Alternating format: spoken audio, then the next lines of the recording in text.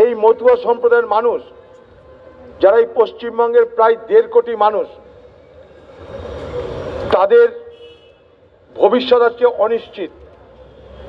তাদের গণতান্ত্রিক অধিকার, ভোট দেওয়ার অধিকার থাকবে কি থাকবে না, সেই প্রশ্ন আজকে তাদেরকে তাড়িয়ে নিয়ে ঘুরছে। সেই জায়গায় দাঁড়িয়ে একদিকে এসআইআর আতঙ্ক, আরেকদিকে দারিদ্রতার যন্ত্রণা, সবকিছু আজ মতুয়া সমাজকে গ্রাস করছে। এই মতুয়া সমাজ কারা?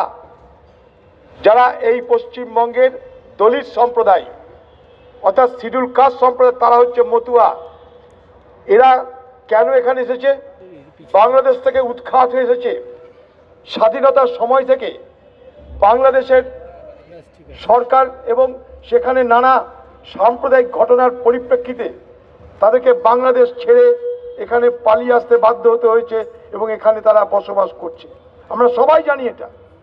বিধানচন্দ্র রায় তাদেরকে থাকার জায়গা দিয়েছিলেন, তাদেরকে ঘর ব্যবস্থা করেছিলেন, স্কুল দিয়েছিলেন, কলেজ দিয়েছিলেন, রুটি দিয়েছিলেন, রুজি দিয়েছিলেন। সেই আমলে মনে করে দেখুন, নির্বাচন কমিশন তারা জারি করেছে এসআইআর, আর সাধারণ মানুষের জীবন হচ্ছে ছারখার।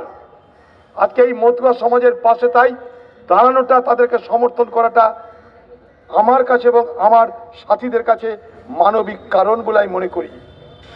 একটু পরে আমরা চিফ ইলেকট্রাল অফিসার এই পশ্চিমবঙ্গে যিনি দায়িত্বে আছেন তার সঙ্গে দেখা করে ইনাদের তরফ থেকে মেমোরান্ডাম দেওয়া হবে। এই পশ্চিমবঙ্গে যেটা হচ্ছে এখন সেটা এসআইআর, এবং এই এসআইআরকে সামনে রেখে রাজনৈতিক দলগুলো তাদের নিজেদের মতন করে নিজেরা রুটি শাখা শুরু করে দিয়েছে। সেই রুটি কি? নির্বাচনের রুটি শাখা শুরু করে দিয়েছে। তারা অনশন করছে।